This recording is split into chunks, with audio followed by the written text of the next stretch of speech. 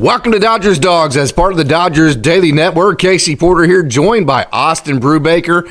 Austin, an exciting show today. You know, last week we talked about a lot of the prospects that we feel like fans need to know that might not have been in the top 30. Austin Gauthier did come in at number 30. But hey, we're going for it all today. The Dodgers top 10 prospects. Super excited about this show.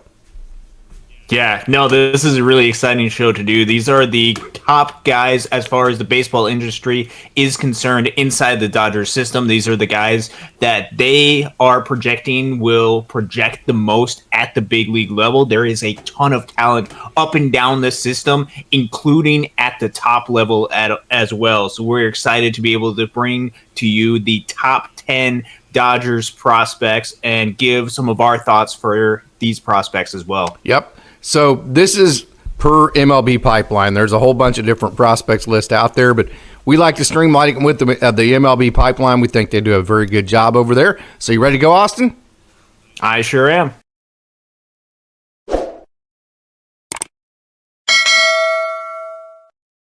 So the first prospect that we're going to talk about tonight comes in at number 10. He is a rock star. I have no idea how he dropped all the way to the 17th round out of Clemens, North Carolina, was drafted out of high school. His scout was the same scout that found Jake Pilarski, Jonah Rosenthal. Of course, the young man we're talking about is Payton Martin. And Austin, I've had a chance to talk to him 2 different occasions, communicate several others.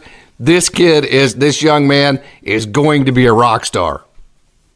Yeah, he's going to be a rock star. And you mentioned, I have no idea how this kid made it all the way to the 17th round. The Dodgers got an absolute steal with this. You talk about it, you can see in this outing right here, just the electric stuff. You're talking about a fastball that has a lot of heat on it. You're talking about a slider that's got some really good drop and depth to it as well, and that change as well. Only 19 years old, and so he's a younger pitcher who is going up through the system, put up some really good numbers in Rancho Cucamonga this past season. You're talking about a 2.04 ERA. You're talking about a 3.22 FIP and a 3.56 expected FIP. Put up some really good numbers, was able to strike out a lot of guys, had a strikeout percentage of about 30 or so percent.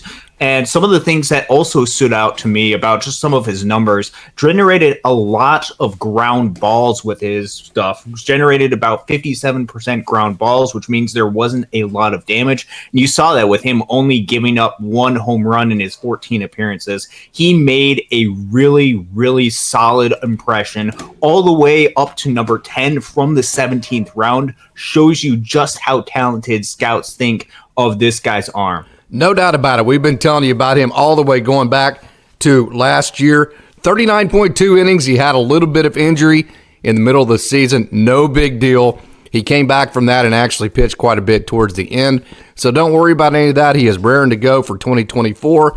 10.8 strikeouts per 9 innings to just 3.40 walks per 9. So his strikeouts per 9 are more than 7 per 9 innings. That's incredible. As you said, only 0.23 home runs per 9 innings. So this young man, he has a fastball, talk to him, that has reached as high as 98 miles an hour, and he's not done growing. You know, his target weight, he reminds me similar to Peter Hubeck in this sense that they're both just trying to put on weight. These are guys that you know, they're trying to get up to 190 plus, maybe 195, and stick there. But, you know, they get to 190, and then they have a really active period of time. Then although they go all the way back down like to 182, 183. So this young man is hitting 98 miles an hour and still hasn't filled his body out yet at 19. So not only is he just unbelievably good right now, the projectables are even better than that. Yeah, the projectables are really good. And you talk about how impressive this kid was this past season. I actually saw this from today. This is actually from a couple months ago. But Josh Thomas put out a tweet, and this just shows you context of how good he was. Out of all of the teenage prospects, these are guys that are 19 age or younger in 2023, there was only one person who had 30 innings, strikeout percentage more than 30, walk percentage less than 10, and a FIP less than 3.5. The only guy in minor league baseball that had that was Payton Martin. that just goes to show how good he was this past season for how young he was. And there's not a ton of mileage on his arm. I'm sure the Dodgers are going to try to protect it, but they see the upside of what he's going to bring. There's a lot of arms at the upper levels of the system. Payton Martin is going to be part of this class that's going to help supplement in that next wave of great Dodgers pitching depth that is in this system. Payton Martin is part of that. Jared Karros, Peter Hubeck, they're already at the high A level. Then you have Chris Campos and obviously Payton Martin and Gabe Emmett there with Rancho and some other guys that kind of swing as far as relief pitching and starting as well. So Payton Martin, you will never find, he's got that great mix of kind of cockiness, but not arrogance, if you will. He is super confident in himself, but it doesn't come off as arrogance. And he is just a super cool dude. Yeah, he's a really good, really cool, and really good dude. If you haven't had the chance to watch, Kip Casey had a couple of interviews with him. Be sure to go check that out. It gives an idea or gets a little bit of insight into the mindset that Payton Martin brings onto the mound, which when he gets into that mindset, he can really dominate hitters. No doubt about that. Super high on Payton Martin. He is an super exciting young man. So, hey, he's probably going to start, I would imagine, next year again in Rancho. Who knows? But he's only 19 years old, so I wouldn't think the Dodgers would fast track him too much because there's a lot of right-handed pitching in front of him too. So at number 9 comes in Landon Knack. I can tell you Landon Knack is in the best shape of his life. He is super pumped about 2024, and he is just absolutely raring to go. Just got put on the 40-man, him, Hunter Fiducia, and Nick Frasso to protect them from the Rule 5 draft. So Landon Knack, we've talked quite a bit about him already in our prospect coverage in the offseason, but hey, we're covering the top 10 list, so we're going to cover him again, coming in at number 9. Yeah, and he gets a lot of notoriety and earned notoriety. One of those guys who going into this past season, his kind of prospect status nationally had kind of dropped off. This past season, he was able to prove just how good of a prospect he is and how good of a pitching talent he is. He's one of those guys who has got a several pitch mix. He's really seen as kind of a high floor type starter, where he's going to be one of those guys who can be a good starting pitcher. He's getting up there a little bit in age, just having to do with, you again have to look back at the COVID season, taking about a year, and then talking about a year deal with injuries and stuff. But Landon Knack still has a ton of talent. There's still a ton of upside. And this past season, he really showed just how good he is, posting a 2.2 ERA in Tulsa. And then in AAA, he posted a 2.93 ERA as well.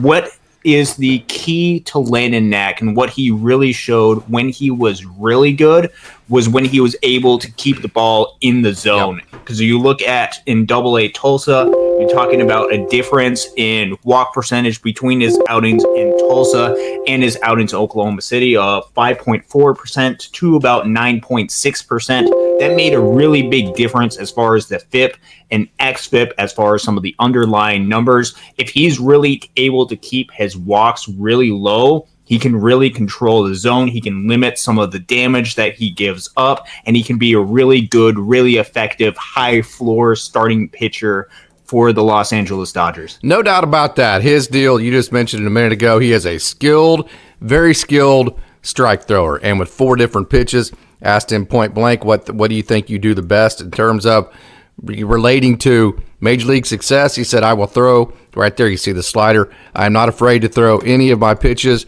in any count and any scenario, and I have seen that more than once. You're seeing him in AAA, right here, AAA Oklahoma City. So Landon Knack, he comes in at number 9 on the Dodgers top prospect list. So as we move on here, Landon Knack, we're going to continue with the pitching, and we are going to move on to River Ryan. If I can get some video up on him. Austin, so go ahead and talk about River Ryan as I get video up on him. Yeah, no, River Ryan's another guy that we've been talking about quite a bit. The Dodgers were able to acquire River Ryan in a trade with the Matt Beatty trade with San Diego back a year or two ago. Yeah, River Ryan has just showed really good in the limited appearances that he's had as a pitcher. Remember, he just started pitching not too long ago. He has shown just electric stuff, and that's because of the intense and extreme athleticism that he has. He has really good, really amazing stuff. And in the past, he's shown a lot of good swing and miss stuff. It was a little bit of a drop as far as his swing and miss, or at least the ability to get strikeouts in Tulsa this past season, at least to the extreme of what it was before. But I think with his stuff, with the dominant stuff that he has, he can get back to that intense swing and miss stuff that he has that was in like the 13, 14, 15 strikeouts per nine, maybe about a dozen strikeouts per nine range throughout his minor league career, or at least he was flashing that until Tulsa this past season. He's got a lot of really good stuff. And even this past season in Tulsa, still had a 3.33 ERA, and most of his outings were in Tulsa. He's a very good, electric pitcher for the Los Angeles Dodgers.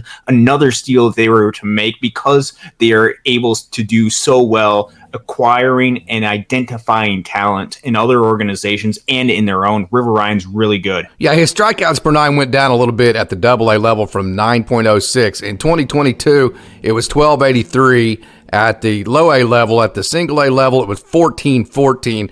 And then at the AA level, last year it was 9.06. That's strikeouts per nine. But, Austin, if you look at what happened to his home runs per nine, they went all the way below 1. If River Ryan gives up less than 1 home run per game, and then his strikeouts per, or his walks per nine, that's where it gets him right there. He was at 407, the walks per 9 innings, with the combined with the 906. So that 906 strikeouts per 9 innings combined with the less than 1 home run at 0.74, that's fantastic. If you can get that walks per 9 under 3, River Ryan is going to be just an electric, fantastic major league pitcher. His stuff is already major league ready, but it's just refining and honing in all of those types of things that will actually translate to major league success. And so if I were to say, hey, what's the one thing to reach his potential as a major leaguer, that would be it. Get the walks per 9 under 3, keep the strikeouts per 9 right around 10, and the home runs per 9 right around that 0.74 per game. So yes, River Ryan, this is another young man that has hit 99 miles an hour. He has, the high riding fastball, the slider, the changeup, and the curveball. And by the way, he is an elite, you mentioned it just a minute ago. He is an elite athlete. He is probably the best athlete pound for pound of any position, of any player at any level in the Dodgers organization. And I say that fairly comfortably. He can windmill dunk, Austin. And that's not me saying that. That is, I have that for an absolute fact. And he was a shortstop he was a shortstop there at UNC Pembroke. He would have went to North Carolina like his brother did if he didn't break his back in high school. So some colleges came off of him at that point. Went UNC Pembroke. He was a two-way player there. Two-way player with the Padres. If you ask anybody in the organization, what one pitcher, if you had to, you talk about position players pitching, if you had to take a pitcher and play shortstop, because most of these guys are shortstops on their high school teams, who would it be of any pitcher in the organization? It's not even close. It would be River Ryan. River Ryan is not just an electric pitcher. He is an electric athlete, and I can't tell you how valuable it is to have that athletic ability. We saw that with Ryan Pepio last year. Whenever he shaped his body, he became more athletic. He was also able to make the adjustments that he needed to get in the strike zone. So River Ryan, and also another thing about him, he thinks like a major leaguer. His brother, Ryder Ryan, is already in AAA baseball. This young man, he sees the minor leagues as just a path to the major leagues. He sees the process, yes, like everybody does, but the minor leagues to him are just the route to the major. Look at that curveball right there to go at the 99. This dude's electric, man. I'm just telling you. Yeah, no, he is very electric. And I think it's really important to know that he's very athletic. He was a two-way player. That's something to point out because he's one of those guys where when he came to the Dodgers system, he became exclusively a pitcher. What's important about that is even though he's getting up there in age a little bit, there isn't a ton of mileage on his arm, meaning that he hasn't been pitching for too long, meaning the stress on an arm that a pitcher accumulates throughout the years might not be quite there to the extent as maybe some other pitchers. So River Ryan, although he's getting up there at least 25, 26-ish in age this upcoming season, he's fairly new to the mound as well. And it's really cool to see just how electric his stuff is during that time that he has grown as a pitcher.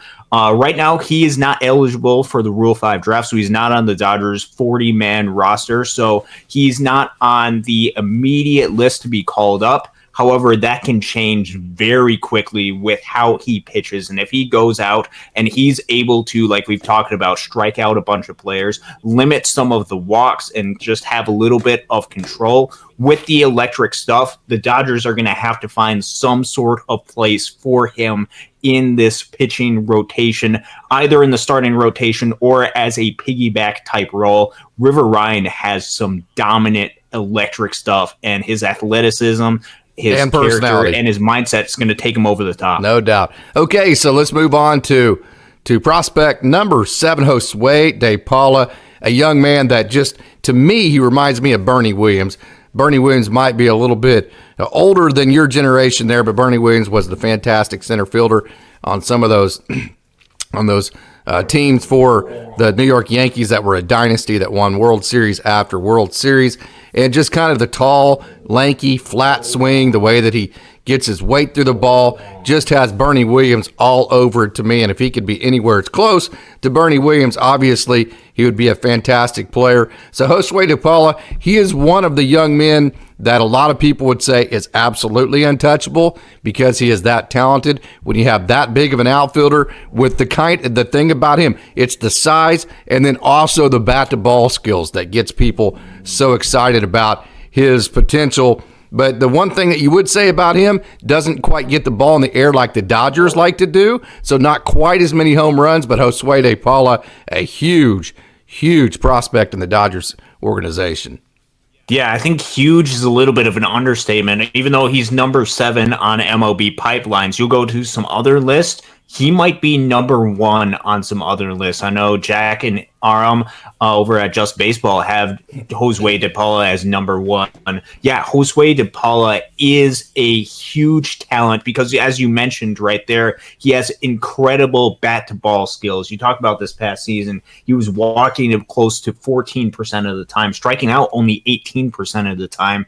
And I think what's something that is important is even though there wasn't a ton of in-game power, you mentioned he didn't get a ton of balls in the air like the Dodgers would have wanted. I think there is still some projectability as far as some in-game power can come. Maybe not to the extreme extent like him being an ultra power hitter, but I think there is a lot more in-game power that he can access. And even without having a ton of power, I believe last year just 2 home runs, not counting the home run that he had in game 2 in the California League playoffs. But even without much power, he was still able to generate a 118 weighted runs created plus. He was still 18% better than league average at that. He's got a ton of projectability, Josue DePaula has, and he's somebody that Dodgers fans are going to be excited about. Still only 18 years old, is going to turn 19 in May next season, so he's still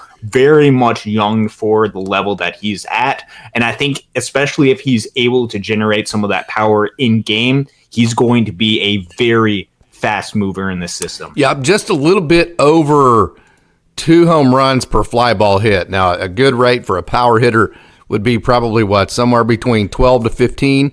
I think I probably have that stat right. Would that be right, Austin? I believe so. Yeah. Yeah. So it's not so you see ground balls there. He hits the ball very hard. It's just the launch angle of the baseball when it comes off of his bat because his like when you just see his swing, it's so flat. So it's kind of one of those deals. He's such a good hitter, and he has such great potential right there. That's just such easy power. And, well, not easy power, but it's just such an easy, sweet, smooth swing. The thing about it that you just saw right there, too, is that he only pulls the ball 40%, and he goes oppo 33.5%. So between hitting the ball up the middle and going oppo, he hits almost 60% of all of his balls to one of those two spots. So his pull percentage, you would hate to trade off the power for losing some of that sweetness in his swing. So it's an interesting deal. Not everybody has to hit a million different home runs to be a great player. I do think, obviously, when you see his size and just the easiness of with which he swings, I do think there is the potential to add some lift to his swing to get the baseball in the air. Right there, though, you see that pitch is up in the zone, and he actually hit the top of the ball. Okay, so this is a young man that can run. This is a young man that has great bat-to-ball skills, and it's going to be interesting to see what the Dodgers do with his swing if they try to add lift to it. Yeah, it's going to be very interesting. I think this year is going to be a big year. Either way, with the floor that he creates with the great bat-to-ball skills, meaning he has a high walk percentage and not a very low strikeout percentage, that just creates a great floor to where if he adds power, that's going to catapult him to another level offensively. Even if he doesn't, that's still a really good, really solid player. He's really good as far as what I've heard in the outfield. Yes. Played primarily right field this past season. He's got some speed to him as well. He still is going to be growing. He's still very young. A ton to be excited about. And hopefully this next season we'll be able to see a little bit more action. I know Rancho does not have video for their home games, at least from this past season. So maybe this year get called up to Great Lakes and be able to watch him at least a little bit more, or at least Dodgers fans will have a little bit more visibility, because this kid is going to be special and he's going to move quickly through this organization. You would sure like that if you moved to Great Lakes, wouldn't you, Austin? I sure would. Okay, this is Andy Pages, our number 6 prospect on the MLB Pipeline.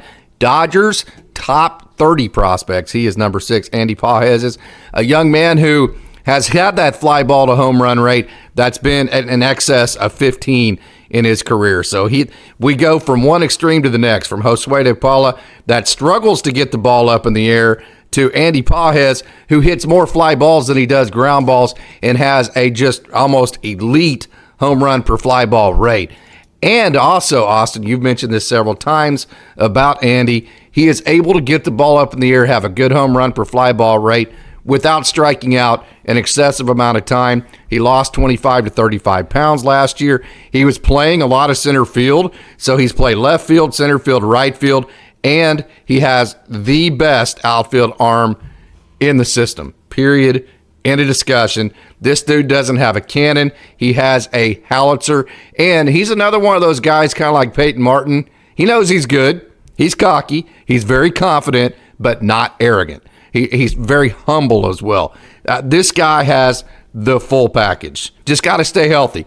Got hurt his first game up. He got promoted to AAA last year and actually hurt his shoulder in his first game with AAA Oklahoma City. It was very disappointing. I was there. It was a tough deal. And so hopefully he stays healthy. Shoulders can be tricky, but if he can stay healthy, this dude has a world of talent. Yeah, this kid, man, what can you say about Andy Pages? There might be a little bit of fatigue about him, perhaps as a prospect. He's somebody who's been on notice as far as the prospect world ever since his phenomenal 2021 season, in which he had a 152 WRC plus. Andy Pages is incredibly talented, and he has a ton of tools. You mentioned it, the power. The power is the thing that sticks out perhaps the most with Andy Pages. He can hit 30 home runs. He's the Great Lakes Loons single season and franchise home run record holder for the Great Lakes Loons. You talk about him. He can hit a ton of power. It's also something where he is also dynamic as well. He can take his walks. He's going to generate 12 to 15% walk percentage. And you mentioned the strikeout percentage is going to be around 22 to 25%. That's good. Which, for the amount of power that he produces, is really, really good. He has a bazooka for an arm in the outfield. Kind of projects as a right fielder because of that great arm. And you look at the past couple of seasons, WRC plus, I mentioned 152 in 2021 for the Great Lakes Loons. That is 165 and 219, and his WRC plus last year was 144. Yeah, his WRC plus last year, and it's a real shame that he got injured last season, because I think he was about to break out and make a real difference and possibly make his big league debut last season, because he was really starting to break out. But as I was mentioning, in 2021, he had a 152 WRC plus throughout the full season, and over a large sample size, as I discussed actually in the article that I released about Austin Gauthier, if you post even just one season of 150 WRC plus and at least 400 plate appearances, since 2006, 75% of those players make the big leaguers. And out of those 75%, 25% of those are all-stars. Wow. Which is way above average as far as a minor league player. That's a really good indication that Andy Pages not only is going to make the major leagues, but he has a chance to do something special when he makes the big leagues. And it is very evident with the tools that he has. I remember back when he was with Great Lakes and they were in a pennant run towards the end of the season. They were in West Michigan and they really needed to win one of these games.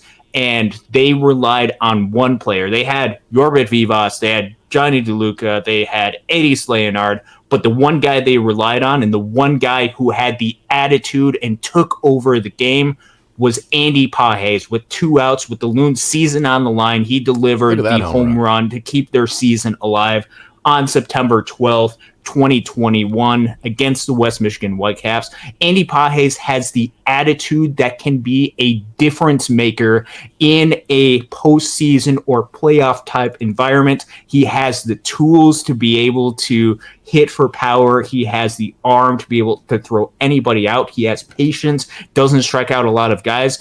There's nothing that I can think of that you don't really like about Andy Pages as a prospect. He is very talented, and if he stays healthy, watch out, because he's going to be in Los Angeles sooner than later. So here's the home run for fly ball rates. 2018, 15.3.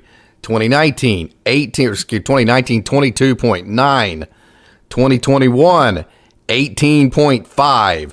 And then 2022, 14.9. It dropped off last year because he lost some weight and he was playing some center field, and then he got hurt, so it did drop off there. But his home run per fly ball rates have been just absolutely massive. They've been elite in the past. And also, he hits a ton of fly balls. I mean, he hits, I know the year that you saw him in Great Lakes, he hit like 5% more fly balls than he did ground balls. You can see in his swing right there, that swing is going to generate lift, and it's going to do it fairly easily. You also saw a home run from him just a minute ago where he was completely fooled and just kind of stuck his bat out there and hit one over left field. And so, you know, hey, a lot of times hitting isn't about being perfect with your timing, because not very often are you going to be perfect with your timing. Only about 5 times all year you're going to have the perfect, you know, plane of your swing match with the plane of the pitch and also be perfectly on time. That's only going to happen like 5 times a year where just absolutely everything goes perfect. So it's more about how can you hit when things aren't perfect. You saw Andy Pages just hit an absolute rocket home run when he was way out in front of a pitch. He does pull the ball quite a bit, which tells you that his power is not going to go away. His pull percentage in 2018 was 59.8. It was 42.9 in 18 as well in the rookie league.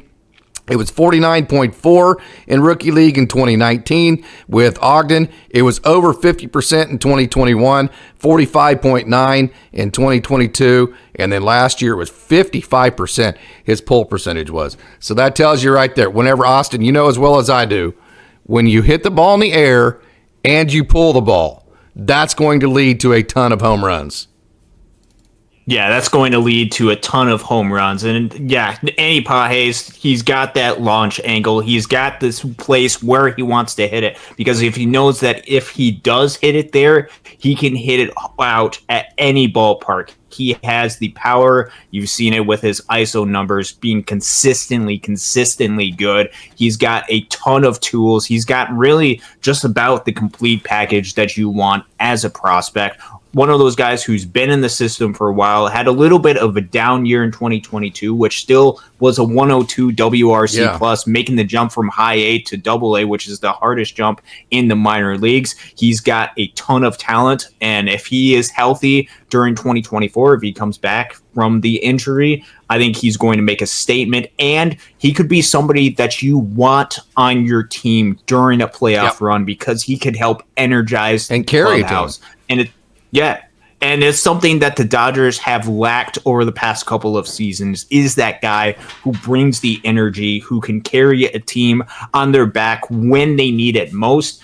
Andy Pages has done it and will do it in the future. Okay, so let's move on to our number 5 prospect, Gavin Stone, who is the 2022 Minor League Pitcher of the Year. Young man out of Arkansas who went to UCA. He actually was a weekday starter when he first went to UCA, worked his way into the weekend rotation, and then eventually became a closer. And in 2020, right before they shut down the 2020 season there for UCA, in his last performance for the Bears, threw a no-hitter. So the very intriguing thing about Gavin Stone is he has very high-level experience both as a starter and as a closer. He was the team's closer as well. So he brought a lot of versatility to him, with him to the Dodgers. So he's not going to worry about what role he's in.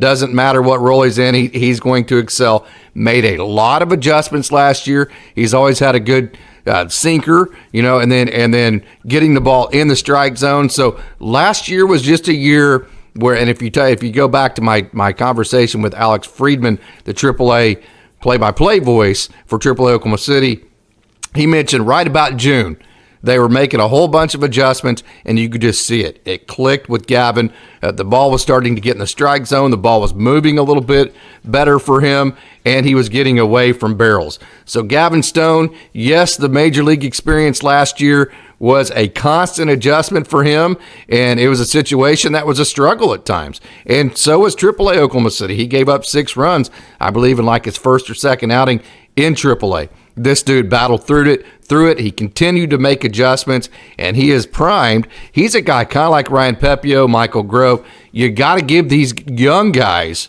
chances and chances and chances to get comfortable. So then, when guys have always been good, they don't just all of a sudden not be good anymore, right? So you got to give these guys enough chances to actually show how good they are. So I am super excited about Gavin Stone and what he can bring this next season. Yeah, you have to be patient with these guys and their development, because not every player's development is the same, and the development is not always linear for these guys. Obviously, Gavin Stone made his major league debut this past season in what was really an emergency type situation for the Dodgers. Remember, early in the season, they were dealing with a ton of injuries on the pitching staff. Gavin Stone wasn't even on, I believe, the 40-man roster, and they needed some sort of pitcher, and Gavin was one of those guys who has promise. And even though he started off the season with a little bit of struggles, they decided to call him up. This past season was a season of adjustments. We know that Gavin Stone has a nasty, dominant changeup that even at the major league level throughout all of his struggles was still able to generate a whiff percentage of 41.4%, which is still really good. It's about some of those other pitches and learning how to mix them and really making adjustments at the upper levels of the minor leagues that is going to be this next step for him. Look, 2022, he was probably the best pitcher in all of minor league baseball. And that is not an understatement at all. You talk about a 1.48 ERA in 2022. He was so good that I think even though we saw the struggles during 2023, even though there was a little bit of click, I think it's easy to forget just how good he was in 2022 and to just give up on Gavin Stone. Yeah. Gavin Stone has a ton of promise. He's got a ton of potential. He has one pitch that is so incredibly dominant, and he's got a repertoire that he can work with. He's going to continue to make adjustments. You have to stick with these guys. You can't just throw them out there and then if they struggle a little bit, just give up on them, because if you do, you're going to miss out on just how talented these guys are. Gavin Stone still has a ton of talent, a ton of promise, and I think 2024 obviously is going to be a big year for him. It's going to be another year of adjustments, but it would not shock me to see Gavin Stone returns closer to the 2022 Gavin Stone as opposed to the results of the 2023 Gavin Stone. Yep. He actually did away with his two-seam at the beginning of last year, added it back in about halfway through, then added a cutter, kind of what John Rooney did. Became more of an east-west type pitcher, which isn't always exactly what the Dodgers work with the best. They like the high-riding four seams, the tumbling changeups, of which Gavin Stone does have a wonderful changeup. But, hey, the two-seam and the four-seam, you've seen a couple of two-seams here, right to the arm side, back into a righty. Then you add that cutter that kind of matches the shape, but it's the exact opposite shape. So the two-seam takes that subtle right turn, and then that cutter takes that subtle left turn. They match each other perfectly. So Gavin Stone, you saw that cutter right there. Gavin Stone has become a little bit more east and west, and whenever he's working east-west, I think he is in the strike zone better. And then what he needs is his cutter and his two-seam to be in the strike zone. That way he can throw his changeup for swing and miss. Does that make sense? And that's kind of what he got back to towards the end of last season. And if he can continue with those type of adjustments, then he is going to continue to be very, very good. A young man that, hey, he was anywhere from 92 to 94, somewhere like that. Last year he hit 95 maybe on a couple occasions, maybe a 96. He has hit 98, as high as 98 in the past. So the velo bump could be there if he could get to his four seam to where he could throw, where he's throwing more strikes to where he can just let the four seam go and let it eat at the top of the zone. It is there, but again, Gavin Stone, I think, is primed to have a very, very, very good bounce back year. I don't even want to call it a bounce back because, I mean, he made so many good adjustments last year. I really think, just talking to the people in the system that was around him, they were super happy with the way that he exited last year. Oh, yeah, and if you look at that, especially that playoff game against Round Rock, which ended up being the clincher for the Oklahoma City Dodgers to win the PCL championship, him pitching that, if you go back and watch that appearance, it was really, really good, really solid. Yeah, Gavin Stone, you talk about him. Yeah, I think if he's able to work on, especially some of those other pitches to where he doesn't always have to rely on the changeup and can use that to strike out a bunch of hitters. If he is able to work on some of those other pitches, which I know that he has, and I know he's putting in a ton of work with the development, work with the coaching staff this past season, I think that's just going to help excel him. And don't be surprised if Gavin Stone returns to the pitcher that he was and becomes a force in the Dodgers rotation in 2024. Nick Frasso is number 4 on the MLB Pipeline Dodgers top 30 prospects list.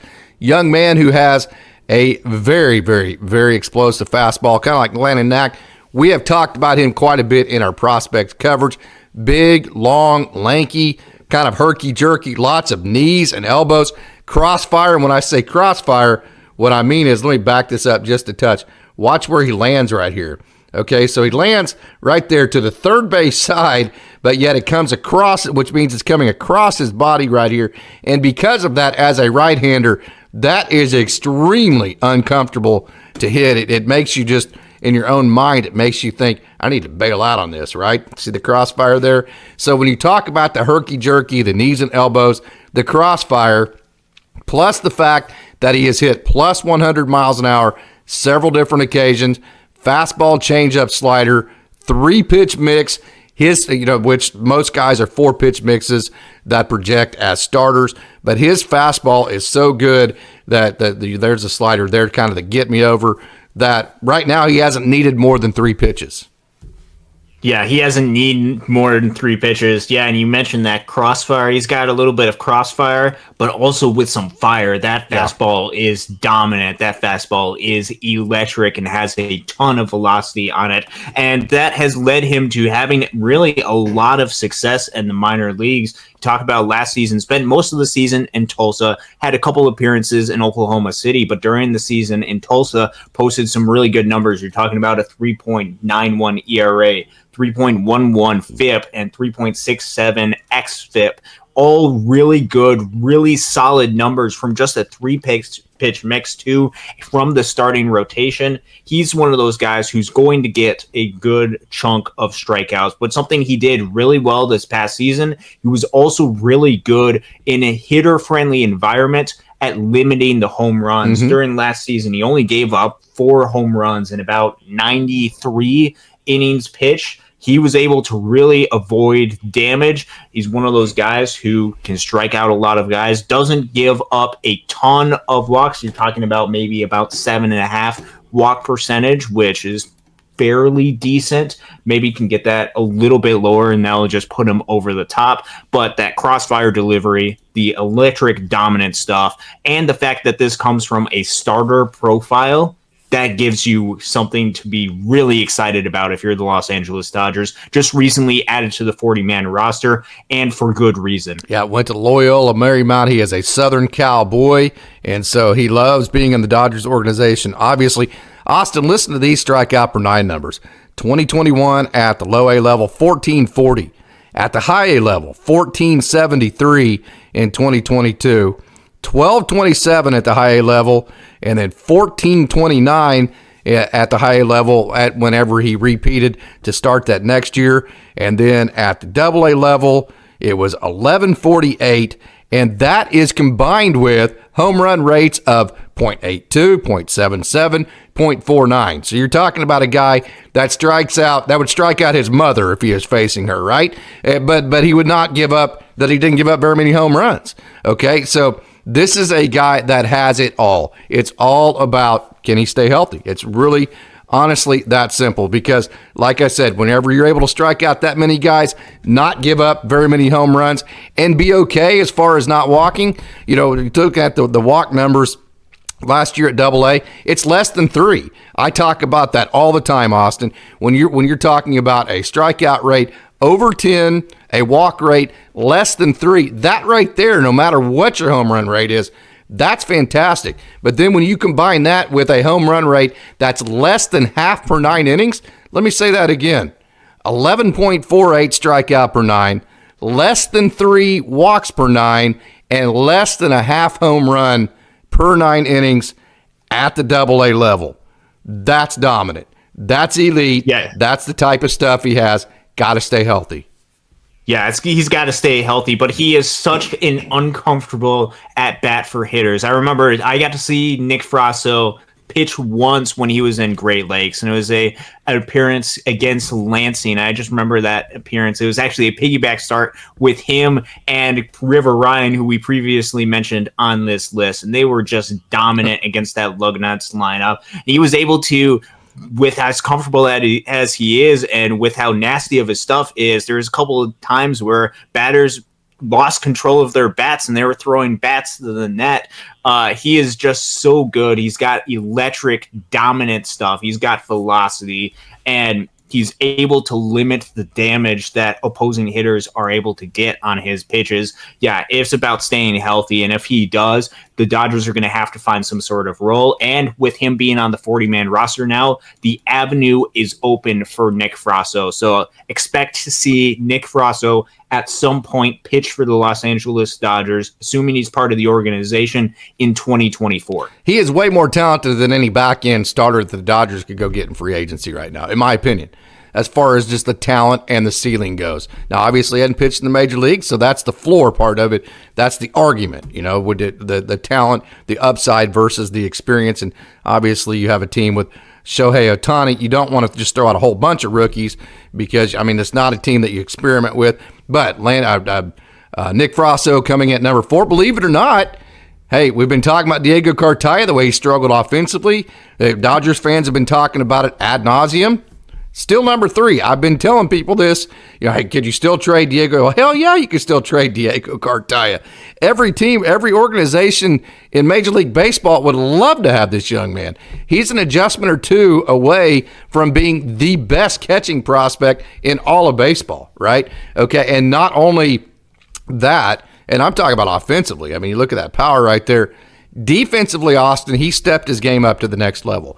The way he was throwing down last year, the way that he was working with, he is elite in the meetings. I talked to actually Dylan Nishatka about this, and he'll tell you that Diego Cartaya, and Dave Anderson, whenever he's meeting with pitchers, he's elite as far as the work that he puts in to study the other team's hitters and the way that he works with the pitching staff. So he really upped his game defensively throwing down. I saw him probably two handfuls different times last year at 4 o'clock in the afternoon when it was 100 degrees outside in Tulsa, throwing down to Yorbit Vivas, putting in extra work, and then later that night in the game throw out 2 runners.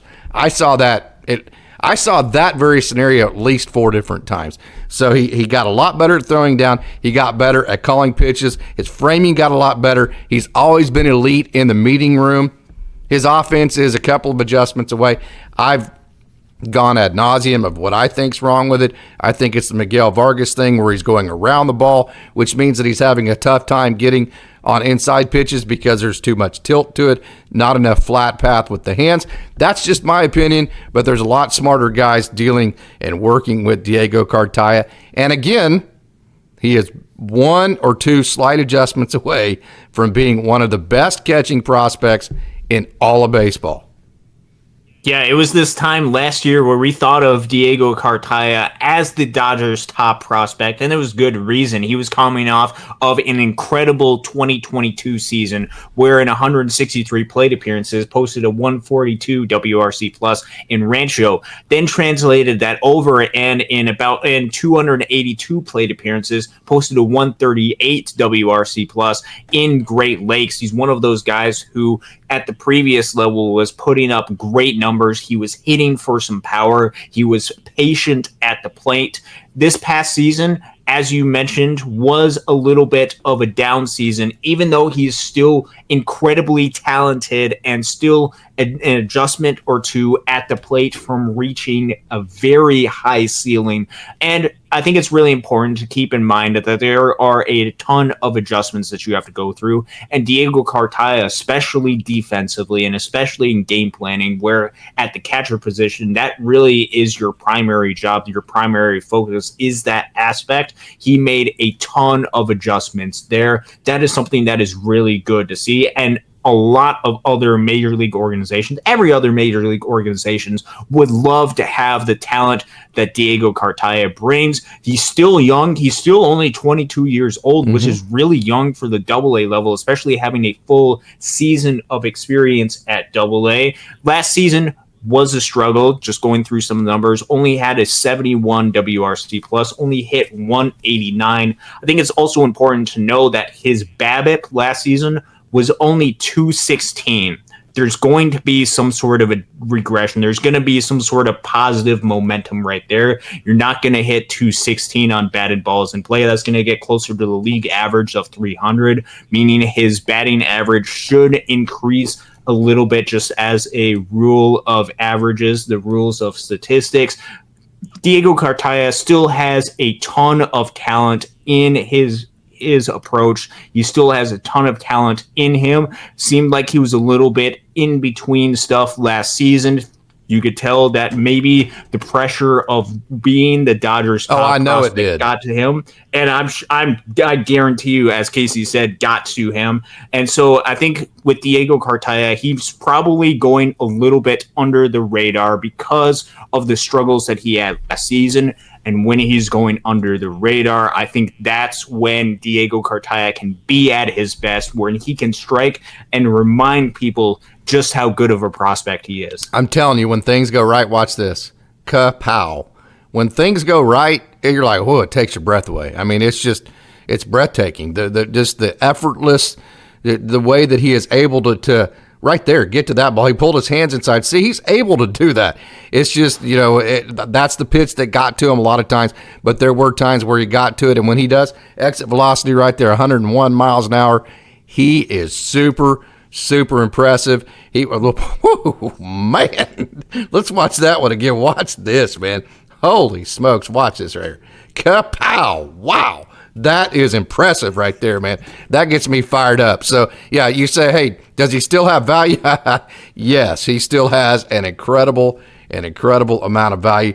This dude, again, hey, man, he's one of the most humble human beings, his whole entire family, the most humble people you'll ever meet. So, hey, he didn't ask for all that publicity. Of course, it does come with being in the Dodgers and being the number one prospect. I get all that. Okay, he didn't ask for it, though. And so I think it got to him a little bit. And from that perspective, when you get off to a slower start, it's very tough. I'm just telling you. And especially at the AA level, because there's a lot of talented people there. So Diego Cartaya, going to be interesting to see the type of bounce back. I do think that he is going to repeat AA, at least for the beginning of the year next year, if not the entire season. Yeah, it's going to be interesting to see what the Dodgers' plan for Diego Cartaya is from next season as far as the catching depth that he has. Wouldn't shock me if he at least starts the season in AA, gets his feet in there, and then moves on to AAA. I think he's still got a ton of talent. He's still the same guy who was hitting bombs onto Buttle Street outside of Dow Diamond when he was a part of the Great Lakes Loons. He still has that power. I think if he can get back to closer to the 14% walk percentage, or even get to about 12% from about 9% that he had last season, go through and just be trusting of the process, continue to work hard. And I think Diego Cartaya is going to be one of those guys that you're going to remember, oh yeah, this guy is really good. This guy is really talented. And I think all of the work that he did in the pitching side, in working with the coaching staffs to help with his defensive game, is going to pay off really big, because that is something that for these catchers is the primary focus. And then all of the offensive upside that Diego Cartaya brings, I think, can come along with that and be a really real bonus for the Los Angeles Dodgers. No doubt about that. Diego Cartaya, and nobody's going to work harder than him either. He is just a tireless worker. He is maybe the hardest worker. I mean, you're not going to outwork Diego Cartaya with all the talent. So super excited to see what he can bring in 2024. All right, our number 2 prospect. Boy, I have been screaming from the mountaintops, Austin.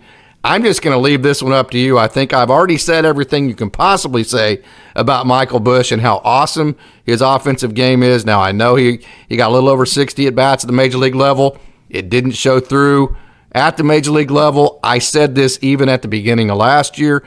Michael Busch is a guy that you have to give consistent at-bats to. If you do, then you kind of like in spring training, he started out slow, then he got comfortable. Then once he got comfortable by the end of spring training, he was fantastic, right? If he's not the guy that you just plug in here, plug in there, he's got to be a guy that gets 25, 30 at-bats in a row. And after about at-bat number 15 or 16, you go, okay, yeah, I see now, right? So hopefully he gets some consistent at-bats in 2024. I know the Dodgers brass has talked that he's better than AAA. I said that how many times last year? Hey, what is this guy doing in AAA? He needs a major league role somewhere, whether it be at the Dodgers or somewhere else. Yeah, whether it be with the Dodgers or somewhere else, Michael Busch is too talented for the minor leagues. Yeah, we've talked about it quite a bit on this show, on previous shows. Michael Busch, just how good of an offensive player he was. I mentioned previously that Andy Pages posted a 150 WRC plus in 2021 with Great Lakes, and what the implications of that as far as future big league success. Well, Michael Busch last season posted a 150 WRC plus in AAA throughout the season. He had more than 400 plate appearances. Yeah, his triple slash line in AAA this past season, 323, 431, 618. just an incredible offensive force. One of those guys who's, like a lot of guys at the upper part of this list, is going to walk a lot, walked 14% of the time, struck out less than 20% of the time as well. You're talking about an ISO of .295, just incredible offensive force. I know last season when he got his limited, and I mean very limited, very sparse major league playing time, didn't necessarily perform to what he had at the minor leagues, or didn't showcase just how good he is. But if you give this guy consistent time to be able to make adjustments at the big league level, and somebody, I believe, will give him consistent time to make adjustments at the big league level, he's going to show just how good of an offensive player he is, because he is that talented. You've been screaming it from the rooftops that he needs to get an opportunity. He is too good for the minor leagues right now. Whether that comes for the Dodgers, I know right now they currently have a potential opening in left field.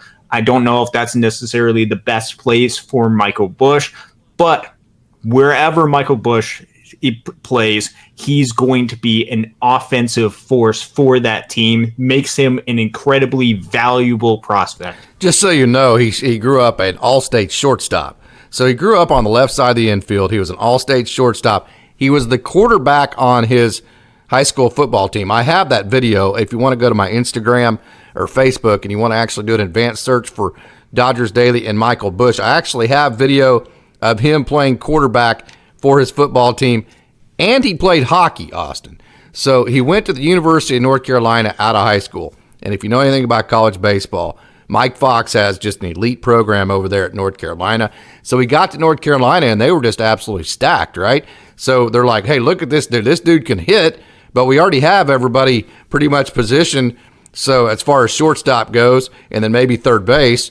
So, hey, let's throw him at first base. We got an opening at first base. Let's get his bat in the lineup. So he went to first base and just never left because he hit so well, right? So he went to the Cape Cod League. He played for two coaches, Tom Holliday, Randy Whistler. Tom is a friend of mine, lives in Stillwater, Oklahoma. I've talked to Tom, who was his Cape Cod coach, many different times about Michael Busch, eating Slotskis during a camp or whatever. We're working at OSU. I can tell you he'll swear by it, by Michael Busch. And as a matter of fact, Randy Whistler, who is a infield guru, and him and Tom Holliday were the ones that actually moved Michael Busch to second base. And so, hey, what Tom will tell you is it's not going to always look pretty, but he will get the job done. He will stick his nose in front of a ball and do what it takes to get an out for his team. So we grew up as shortstop. He played first base in college. He got moved to second base. Last year they moved him to third base. That's 4 positions. To move him to his 5th position in left field, which he did play a couple games in left field, and to do it at the major league level, boy, that's tough. But, hey, if you want major league at bats, you got to figure out some way to do it, and you have to have versatility. Another thing, too, is they might, whenever they move Mookie Betts back out to right field at times, that opens up second base, then he could be that second baseman as well. So Michael Busch wanted to tell his story. And again, I'm going to say it. I say this all the time about him. The first 7 or 8 times I saw him, I was like, okay, whatever, right? And then all of a sudden, after about the 10th and the 11th and the 12th time I saw him, it was like, oh, I get it now. Yeah, this is what this dude is, right? So it just made me realize, it just really hit me like a ton of bricks. You have to see the entirety of what this guy does. You can't see him in short bursts, because if you do, you're not going to understand just how good he is. Yeah, and he is very good. Yeah, I don't know what the role is going to be for Michael Busch at the big league level for the Dodgers. I hope there is some sort of role. And if that role is left field, I know he's going to work incredibly hard in left field. And I know he's going to do whatever he can to get his opportunity at the big league level, because he's proven without a shadow of a doubt that he does not deserve to be at the minor league level. He deserves an opportunity, an extended run at the big league level. So I think he has earned that opportunity, and I hope we get to see that opportunity, whether that be with the Dodgers, or we know 40-man roster spots are limited for the Dodgers. I hope he gets an opportunity at least somewhere, if not with the organization. If the Dodgers decide to stick with him, though, I think they're going to be rewarded because of how good and how talented he is. If they'll use him, yeah, if they'll use him like they need to. Okay, watch that. Kapow. Wow. You talk about a guy that has maybe the best power of any hitting prospect in baseball. How many times did we see him hit that scoreboard with an absolute missile? Of course, we were talking about the Dodgers' number one prospect, and that would be Mr. Dalton Rushing. Dealt with a few injuries last year, got hit in the head with a baseball bat, dealt with some concussion protocol, so he did spend some time for the first time, I think, ever in his career not playing, and that just motivated him even more. It made him realize how much he actually missed it. Have communicated with him a couple times. Haven't got to line up yet for an interview, but have messaged back and forth, and he's just a wonderful young man. So, hey, I'm going to let you dive into Dalton Rushing because you got to see a lot of him last year. Yeah, I got to see a lot of Dalton Rushing. He spent the entire season in Great Lakes last season, and you could not have asked for much of a better season. And that's even included with a full month stretch where he was dealing with injuries, didn't get a single hit during a full month, and yet was still able to put out really good, unreal type numbers. You're talking about a triple slash line of 228, which batting average a little bit low, but remember, Midwest League batting average is low, so that was still only 5% below league average. You're talking about a 404 on base percentage, a 452 slugging percentage, both of those well over 20% above league average. You're talking about a guy who walked just about 19% of the times, which was 85% better than the league average. Only 24% strikeout percentage, which with the power that he brings is really solid as far as the strikeout percentage. And that's including the struggles that he had during that late July, early August type run. He's a guy who's going to hit for power. He's incredibly patient. He can hit the ball into the gap. He can hit the ball over the wall. He can also, when needed to, hit it opposite field as well. And one of the things that stood out to me most, and this came late in the season, is just how clutch of a hitter he is. He's really good defensively, but when the game mattered the most, Dalton Rushing stood up and took the game by force. I remember back to the Midwest League Championship, Game 1 against the Cedar Rapids Colonels, Dalton Rushing had a 2-home run game and took the Loons on his back offensively during that. And the rest of the series, he was phenomenal as well. During the entire playoffs, his triple slash line was 350, 500, and 900 slugging percentage. Had another home run to try to keep the game close in Game 3 against Cedar Rapids as well. He's got a lot of potential, a good, really solid, one of, if not the best bat in the organization. You see that power right here in Lake County. He's got a ton of power, a ton of upside. He plays really solid defensively as catcher. He's got some versatility to where he can play first base as well. I think he has a ton of upside, and he's going to move very quickly in this organization. He's kind of the exact opposite as far as the personalities with Diego Cartaya. Diego Cartaya is just that sweet, humble, kind of laid-back personality. Dalton Rushing wants to kick your ass at all times. This dude is, it's kind of, we talk about in history, the stock market, bull markets, and they say, well, why is it called a bull market? I said, well, have you ever seen a bull in a pasture go backwards? And they're like, no, they're always going forwards, right? This dude's a bull in a china closet. He is a bull, meaning he doesn't move backwards. He doesn't back down to anybody. He wants to kick your ass. Everything's personal. I mean, you throw a baseball to him south to the home plate, he's wanting to hit the ball and beat you. He's wanting to compete against you at everything. This dude could play marbles, and he's going to be competing like it's the 7th game of the World Series. That's the type of... Yeah, I was just about to say that type of attitude, that type of culture is something that is very important to cultivate because that translates over to the big league level as well. He's just that personality, that fight, that competitiveness that he brings, he's going to attack every single situation with 100%, which with the tools that he has and with the upside that he brings, that makes for an incredibly dangerous player to game plan against if you're an opposing player, which sometimes you aren't able to game plan against. Dalton Rushing is just going to beat you. Another great thing about him, too, is that in college he actually played first base until his last year at Louisville, not because he wasn't good, but because Henry Davis was not a first-round draft pick, but the very first pick of the 2022 draft, and he was the starting catcher at Louisville.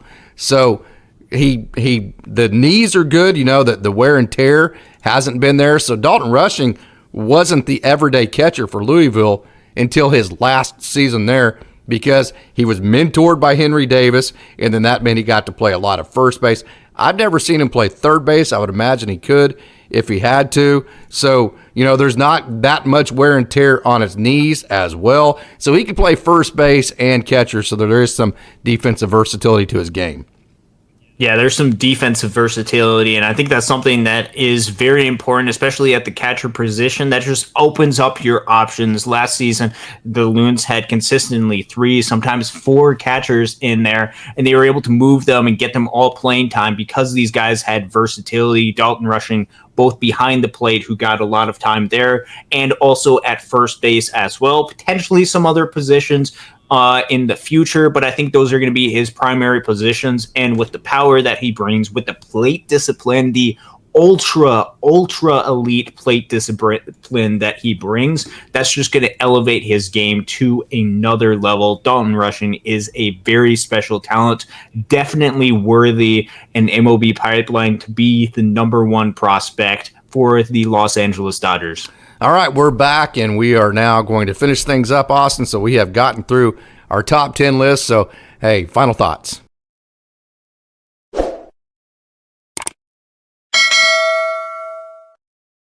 Yeah, these guys are really good. These guys are really talented. We try to cover all of the guys within the organization, and there's times where we also have to cover the top 10 guys. And when we get to do that, boy, do our eyes light up, because we've been able to watch these guys. We've seen how good these guys are. The Dodgers continue to find ways to develop players, to find hidden gems, to acquire players through trade. This list is just evidence of their elite ability to do so. There is another wave of talent coming up for the Los Angeles Dodgers, so be patient. These guys are coming. There is reinforcements coming through the system.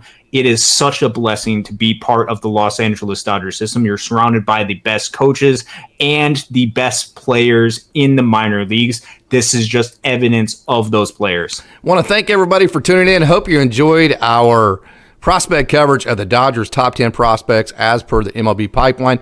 We will cover the rest of the top 30 prospects 11 through 20, and then 21 through 30. That will be a different show. We only had time to get to the top 10 right now. And also, we have many more prospect shows of all the other prospects that maybe aren't on the top 30 prospects list. We hit on a few of them the other day, but there's still several of them to go. So lots of prospect coverage to come here in the offseason before we finally kick it off come spring training here in a couple of months. So thank you for tuning in, and go Dodgers.